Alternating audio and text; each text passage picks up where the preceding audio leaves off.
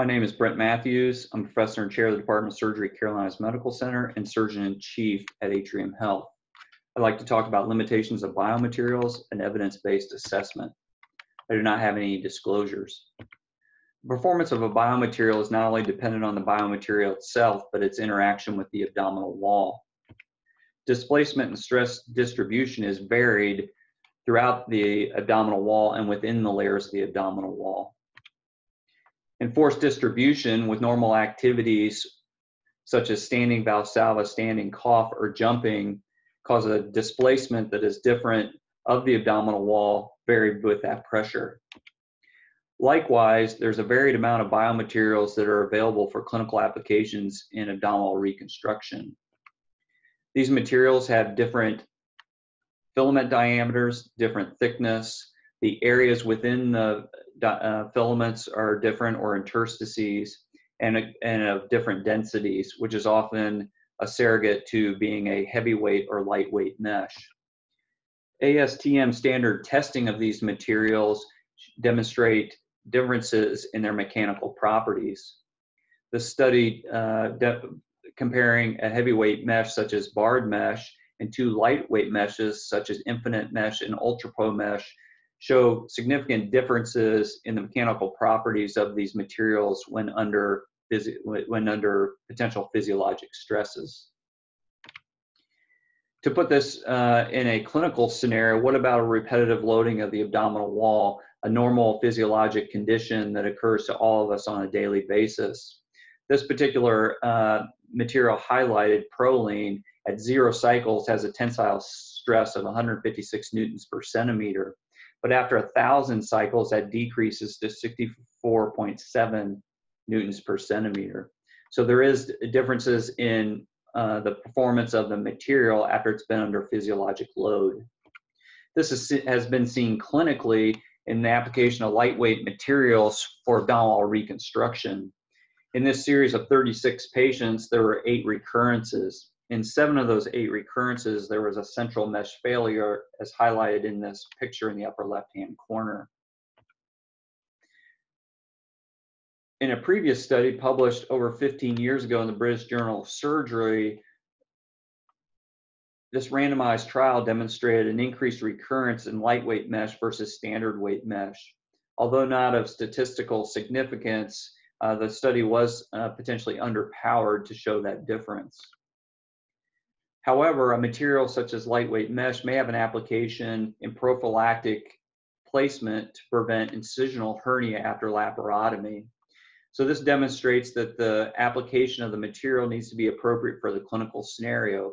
It may have limitations within abdominal reconstruction, but may have benefit as for prophylaxis from forming ventral incisional hernias. Likewise, a biologic mesh may not have the same clinical outcome for prophylaxis as a synthetic counterpart. This is a prospective randomized trial that demonstrated no difference in hernia recurrence at 2 years, whether a biologic material was used or not. Biologic materials do have their limitations when they're placed as a bridge and not to reinforce the abdominal reconstruction. In this clinical trial, 100% of patients were predicted to have a recurrent hernia after a 6-year time period versus 25% at that similar time period when a biologic mesh was placed to reinforce the abdominal reconstruction. Similarly, in those patients who have infected or contaminated abdominal wall defects and undergo reconstruction with biologic mesh, this 5-year clinical experience demonstrated that 50% of patients would have had a recurrent hernia at 3 years. This may not be necessarily a limitation of the material, but an expectation of clinical outcomes when these materials are used in these types of clinical situations, and will allow the patient to be well informed about not only the acute post-operative outcomes, but the long-term outcomes. Likewise, a common clinical scenario is abdominal need for abdominal reconstruction in emergency abdominal surgery. In this prospective randomized trial, it demonstrated an increased risk of wound morbidity when mesh was used. So there may be some limitations of using these materials, again, in these emergency clinical scenarios. There are several absorbable synthetic meshes that are available for clinical application. This is the COBRA trial.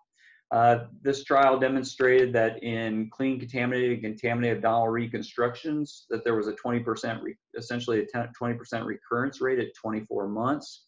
But what it did highlight in the study was that as a patient's BMI increased, the risk of a hernia recurrence increased.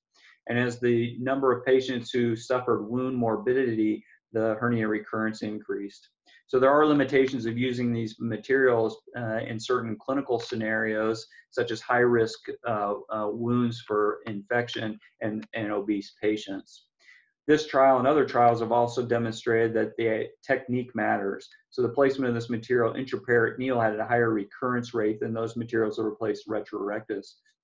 So limitation of the biomaterial may be technique-based. Similarly, barrier-coated meshes used for laparoscopic ventral hernia applications do have some limitations.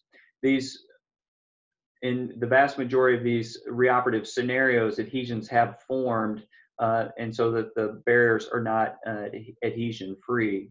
In this prospective study looking at re-exploration after prior ventral hernia repair, there were differences in the performance of these materials. Some materials having a more limited clinical outcome than others. When a ventral hernia is performed laparoscopically, it typically uses some kind of mechanical fixation with the technique. These devices can be permanent or absorbable. Just like meshes, they have different constructs as illustrated in this picture in the upper left-hand corner. The acute fixation strength is different with these materials, and as you start having different matches of fixation devices and meshes, the outcomes can certainly vary.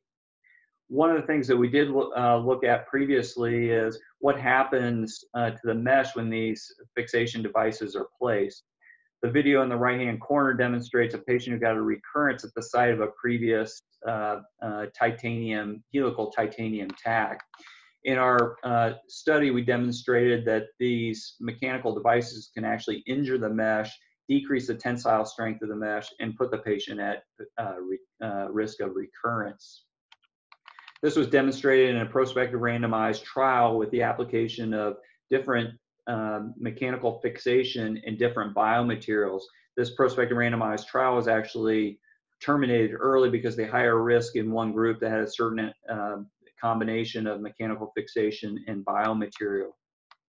So that these materials do have limitations in certain applications, especially with certain applications of mechanical fixation.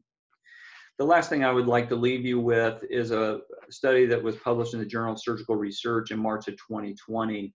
And this was really looking at conflict of interest and transparency around hernia surgery technologies. But what it highlighted, and this is something that we see in published research based on evaluating biomaterials, and that is altering trends in favorability of outcomes.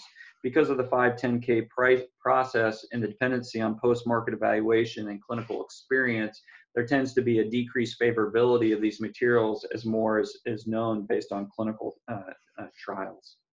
I want to thank Surgisis for the opportunity to talk about limitations of biomaterials and those who are participating in our 2020 virtual hernia meeting.